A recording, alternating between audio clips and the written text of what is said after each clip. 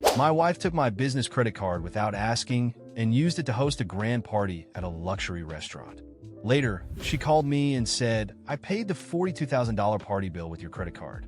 I couldn't stop laughing until her face turned pale when she realized she was in trouble. The phone rang sharply, cutting through the stillness of the afternoon. I glanced at the caller ID. It was my wife, Jessica. "Mark," she said in a casual tone, as if this were just a normal conversation. "You need to come to ISA restaurant right away. You know, the one across from the station. The whole family's here waiting for you." I was confused. ISA restaurant? You mean that fancy French place? What do you mean the whole family is waiting for me? Without waiting for me to understand what was going on, Jessica interrupted. "Yeah, I reserved the entire place. I even invited some of the family members who usually can't make it. It's going to be great." There was a pause. Then she added, "The cost is around $20,000, and I'll be paying with your credit card." Before I could respond, the line went dead. I stood there in silence, gripping the phone. Did she just say my credit card? $20,000? Was this a joke? But deep down I knew it wasn't. Jessica had pulled reckless stunts before, but this was different. Despite the shock, I grabbed my coat and headed for the door. I wasn't about to let her get away with this, whatever this was. 20 minutes later, I arrived at ISA restaurant, my mind racing with questions. How could Jessica be so careless? What was her plan? Did she really think I'd let her spend $20,000 without a second thought? As I walked into the restaurant, I spotted Jessica standing by the entrance. She was alone with that smug, unsettling smile on her face, like she had everything under control. But I could see the cracks in her composure. "Mark," she said, spreading her arms wide as if greeting an old friend. "The relatives are in the other room. We're just getting started." I stared at her, still trying to process everything. "Jessica, you can't seriously be planning to pay $20,000 with my credit card." Her grin widened. "Of course I am. Like I said, it's only natural for a husband to support his wife. Don't you agree?" I couldn't believe my ears. Was this the woman I had married? The woman standing before me seemed more like a stranger. Someone so consumed by arrogance that she couldn't see the mess she was creating for herself. "Jessica," I said, trying to remain calm, "this is ridiculous. You don't even have a plan, do you? You don't understand what you're doing." But Jessica wasn't listening. She looked at me like I was the one who didn't understand. "Mark, don't worry about the details. I've got everything covered." She leaned in closer and lowered her voice. "A husband's money belongs to his wife. Remember?" My patience snapped. "You really don't get it, do you? This isn't about money. It's about respect. And you're crossing a line, Jessica." Jessica shrugged, unfazed by my words. "You can argue all you want, but in the end I'm paying with your card. If you have a problem with that, maybe you should stop being my husband." There it was. The threat. It wasn't the first time she had used divorce as leverage to control me, but today I wasn't going to back down. I pulled out a folded piece of paper from my pocket and held it in front of her. "What's this?" Jessica asked, her eyes narrowing. "I canceled the credit card a month ago," I said, my voice steady. "Here's the cancellation certificate." For the first time, Jessica looked unsure of herself. She grabbed the paper from my hand and scanned it quickly, her face turning pale. "No way," she muttered under her breath. "You are lying. This has to be fake." "Why would I lie?" I shot back. "I knew you'd try something like this, so I prepared for it." "That card is useless now, Jessica. So tell me, how are you going to pay for this dinner without any money?" Jessica clenched her jaw, her eyes darting around the restaurant as if searching for a way out.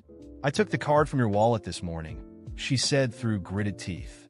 "If it was really canceled, why would you still carry it around?" I let out a short, bitter laugh. "I left it there on purpose, Jessica. I knew you'd try to steal it. And guess what? You fell for it." Her expression darkened. For a moment she stood there in stunned silence. But then her anger flared up. "Mark, you're really starting to test my patience," she hissed, her voice rising. "A wife doesn't talk to her husband like this." Her voice was so loud that heads turned in our direction. The other diners began to whisper, casting curious glances our way. I could feel the tension building around us, but Jessica didn't seem to care. Her ego was too fragile, her pride too easily wounded. I stood there, watching Jessica's face twist in a mix of shock and anger as my words seemed to slip right through her fingers. She tried to argue, but her eyes betrayed her, revealing the desperation hiding behind that arrogant exterior. Deep down, I knew she was cornered with no way out. Her look of superiority had vanished, leaving only that uncomfortable silence between us. "You think you can make a fool out of me?" she muttered, somewhere between a whisper and a shout. What kind of husband humiliates his own wife like this, in front of everyone? Her words hit me, but not in the way she intended. I took a deep breath, trying to stay calm, then stared at her, letting her see the disappointment I felt. For a moment, I thought of responding gently, but I realized that was probably the problem all along. I had always tried to be understanding, while she kept crossing boundaries that anyone else would see as unacceptable. What kind of wife steals from her husband and has the nerve to call him here to watch the show? I replied, no longer caring about the curious eyes around us. Because that's what you wanted, isn't it? A spectacle to show everyone you have control, even over my own money. Jessica took a step back, as if my words had physically struck her. For the first time, I felt like I had an edge in this insane game she insisted on playing. It was at that moment I realized how much my patience had cost me over the years. She was so used to stepping all over me that now, faced with even a bit of resistance, she was falling apart. "This is humiliation," she hissed, but her eyes said something deeper, darker. "No, Jessica. Humiliation is what you put me through tonight. I'm done letting you treat my life as if it's just an extension of your whims," I responded, feeling a weight lift off my shoulders with every word. She looked around, noticing that people were indeed watching us, and her face flushed. The anger was now mixed with embarrassment, and for a brief second, I saw a hint of vulnerability Jessica rarely showed. But soon enough, she put her smug expression back on, as if flipping a switch. "You'll regret this, Mark. You can bet on it," she said, her tone cold and almost threatening. I knew that sentence wasn't just a bluff. Jessica was the type who couldn't accept defeat, and any attempt to confront her was seen as an unforgivable offense. But in that moment, I didn't care anymore. Something inside me had changed. The public humiliation, the veiled betrayal, the complete lack of respect. It all felt like a full stop that I was finally ready to write. She turned and stormed out without looking back. I stood there alone, feeling the curious gazes of the other diners, wondering what they thought of us. That night had been a turning point. For the first time, I didn't feel afraid of the consequences. Instead, I felt almost relieved to have finally drawn a line. When I got home, the silence was almost tangible. Jessica wasn't there, probably spending the night at some luxury hotel, and I knew that the next day, she would return with a fresh list of demands and justifications, trying to make me feel guilty. But this time, I was determined not to give in. Hours later, exhausted from all the thinking, I heard the door unlock. She entered slowly, with a neutral expression, but her eyes were filled with controlled anger. "Can we talk?" she asked, without the usual sweetness she used when trying to manipulate the situation to her advantage. I nodded, trying to keep my composure. She sat on the couch, crossed her legs, and looked at me, as if calculating every word she was about to say. "What happened today was shameful, Mark. I really thought you understood our arrangement." "What arrangement?" I interrupted, confused. "The one where you make absurd decisions and spend my money without asking me." She sighed, irritated. "It's more than that, Mark. You knew from the beginning that I had ambitions, that I wanted a luxurious life. And you always agreed. I never forced you into anything. I agreed to support you, Jessica, but not to be humiliated, betrayed, and manipulated. There's a big difference between helping and being made a fool." She looked at me with cold eyes, and for the first time, I realized that there might be nothing there but self-interest. Love, if it ever existed, had been lost somewhere along the way. "If you can't support me, then maybe I should find someone who understands my needs." She said it so coldly that it felt like a final threat. She wanted me to back down, to beg her to stay, but instead, I felt only a strange sense of freedom. I finally understood that no matter how hard I tried, Jessica would always put her own desires above everything else. Maybe that would be best for both of us then, I replied firmly, because I can't live like this anymore.